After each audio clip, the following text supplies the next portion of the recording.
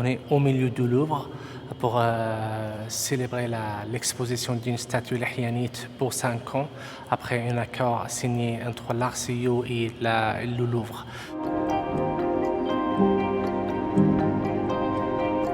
Ça a été une émotion forte à la fois au départ, pour les jeunes Saoudiens du département des collections qui l'accompagnaient, parce que ces jeunes Saoudiens qui étaient présents ont dit « c'est un rêve qui se fait réalité ». Un petit bout d'Alula, en fait, va rester ici de manière permanente sur un moyen à long terme, et c'est quelque chose dont on est fier.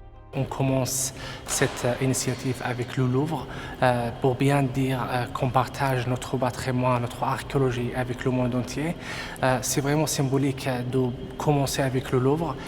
Ce dépôt pour 5 ans d'une statue provenant de Dédane vient pour nous combler, on va dire, un véritable gap dans le parcours muséographique des salles dédiées à l'Arabie. La collaboration entre la Royal Commission for Alula et le musée du Louvre, c'est exceptionnel dans le sens où c'est notre premier lien. Cette statue, qu'elle soit exposée au Louvre, qui voyage de l'Arabie Saoudite au Louvre pour bien promouvoir l'archéologie saoudienne, c'est un symbole très important et qui montre encore l'importance de la relation culturelle entre l'Arabie Saoudite et la France.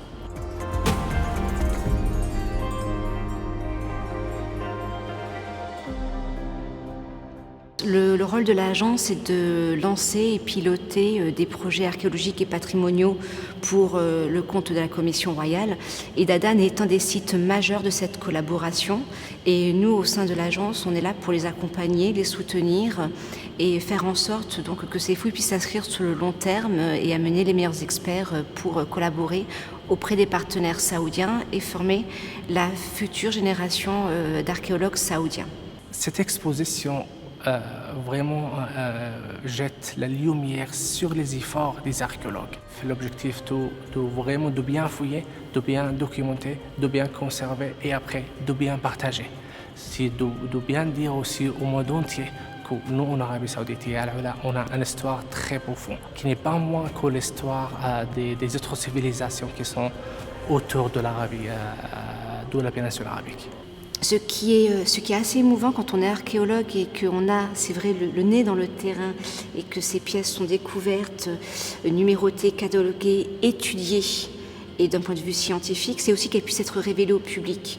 L'idée qu'une telle pièce majeure quitte le cercle fermé en fait, des chercheurs et des experts qui se sont penchés à son chevet est quelque chose de très fort et de très important. Cette statue, en fait, n'est que le révélateur, ou en tout cas le premier élément de toute une série d'œuvres et de sites majeurs qui restent à découvrir en Arabie Saoudite et plus particulièrement à Alula.